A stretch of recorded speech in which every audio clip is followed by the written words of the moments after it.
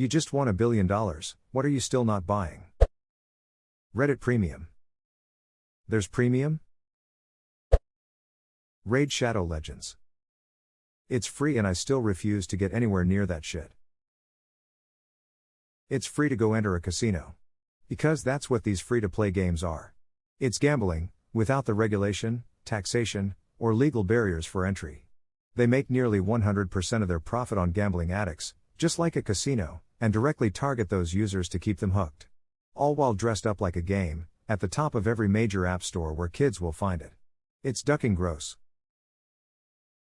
It's disturbing how blind boxes and games that use similar mechanics are so readily available to children. Pretty much every toy store has blind boxes of figures for kids to play with, and in such variety. What is also kinda disturbing in retrospect was how willing I, and thus I would imagine others, was to do this with some mobile games when the transaction was simply my time, at least when basically everything started begging for money, though it snapped me out of that. Now the most I play on my phone is a cracked app puzzle app, so I have everything free. And no ads, and Sudoku. I'm not saying I'm not willing to put time into games still, I just went back to PC games where it wasn't all just wait for something to happen because they want to have high player time and retention without actually ducking having anything to do. Oh, and the main purpose of those two games on my phone are for when on the shitter, clearly. $1,000 steaks covered in gold leaf. Any food involving gold leaf. It's so stupid that I have just won $1 billion. It would take me weeks after the money is in my account to truly accept it and start spending it. Which is smart, because if winning means it just appears in your account, and it's a banking error of some sort, that ain't gonna save you. They will come after you. For that much, with the full support of the government and the legal system, probably.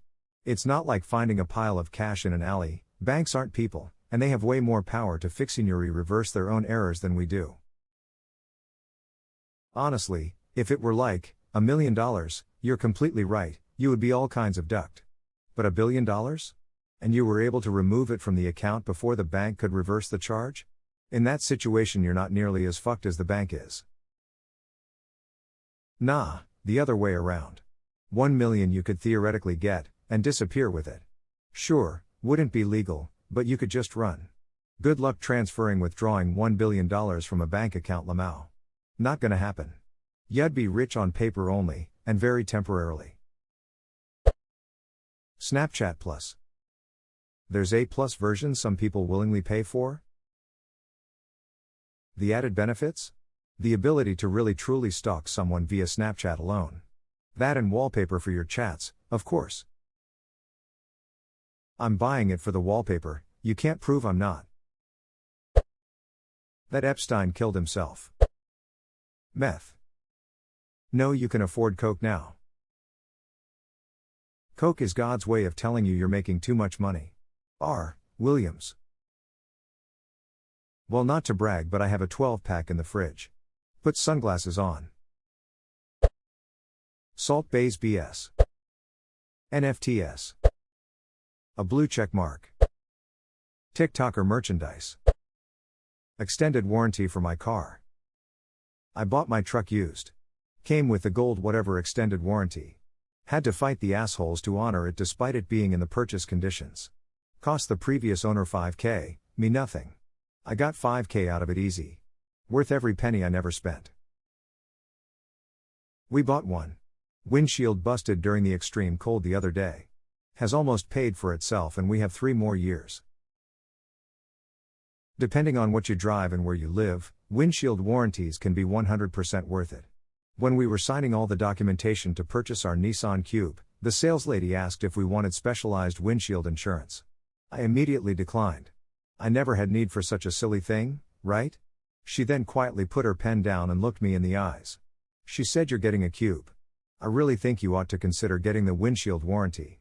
And with a knowing smile she let me ponder that. Consider how aerodynamically ridiculous a Nissan Cube is. Now add to that the fact we were living in Calgary at the time, which is known for all the gravel they cover the roads with in the winter. I'm so glad I opted for the coverage because the moment we merged onto the highway from leaving the dealership we took our first rock chip. That was less than 5 minutes of driving time.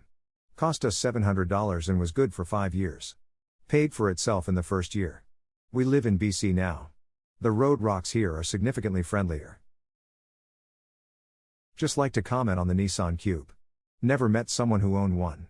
They are one of the most unattractive vehicles I have ever seen. They must be brilliant though apart from that because people still buy them for some reason. All those square cars like the Soul, the Element, the Cube, the XP have one thing going for them, the most interior space possible on a compact car. I think the Soul is the only one still on the market though. Any MLM product. Heroin. If you become famous they just give it to you. A mega yacht. Seems like all the uber-rich folks feel the need to buy one, just a big, stupidly expensive, constantly in need of work and maintenance, money pit. Status symbols are dumb. I appreciate you recognizing that maintenance and upkeep costs are the biggest cost of owning a large boat like that. As a private jet mechanic, I would say that whatever you buy the jet for, you will pay in maintenance and operating costs in the first 2 years. That said, my answer is a private jet. Expensive foods with edible gold. My ex's bullshit. New husband. This is the last answer I expected. Good for you and your successful marriage. I just wonder where they bought their current model. You can pick them up pretty cheap in bars. Not saying that's how I got mine or anything. There are also some models on the lot that will pay you to take them. Upkeep can be a huge time sink with those ones, but sometimes they do come with their own maintenance staff. It gets more difficult to qualify the more extra features they have though. I was pre-approved for a few of them, but my parents wouldn't have really been comfortable with me going for an older model, so I had to pass. Expensive designer brand clothes. I'd pay extra for good quality, materials, and features, but never just for a label. Would hire a tailor and seamstress and have them make all my clothes. Yes, this. How fun that would be, and everything would be the perfect size, color and fabric. Perfectly fitted, everything sounds like a dream. Reddit Awards. You just force the Redditors to bury you alive in awards. Another house in a HOA. Just buy all the houses in the HOA and disband the damn thing. Then resell the houses using the lack of HOA as a selling point. Genius. WinRAR. They gave it for free for so long, I wouldn't mind supporting them. Adobe can go duck itself though. Adobe doesn't give a shit if you, an individual, pirate it. They will torrent it themselves actually. They want it to be pirated so that people who don't have jobs can learn and use it so that another open source or cheaper alternative can't take over and it stays industry standard. Anything from the Kardashians. One of those dumbass ape NFTs. $20,000 handbags, heck I wouldn't even buy a $1,000 handbag. What in the world is the point? I bought a $600 briefcase about 15 years ago, so probably at least $1,000 in today money. It's a leather one from one of those brands that's all about they'll fight over it after you're dead and a 100-year warranty. It's been my EDC ever since. It's been on 3 continents and probably 30 states.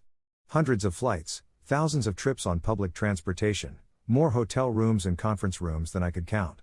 It has developed a little bit of a patina, but otherwise it's still exactly like the day I bought it. Which is a lot to say. A really high quality bag might be expensive up front, but if it looks fantastic you can use it forever. I used to wear out a $150 bag every year or so. I'm not easy on them and I need something that looks professional. This thing has saved me so much money by now. There's paying a bit more for quality like this, so you get good use out of it and don't need to buy replacements all the time. In the end it might turn out to be the most cost-effective option. And then there's paying way over the odds for something just because it's a fancy brand, like a $20,000 briefcase that's just as sturdy as your $600 one. Being a billionaire, I'd like to think I'd pay for quality, but only a reasonable price, and I'm not spending a fortune on designer stuff just because I can.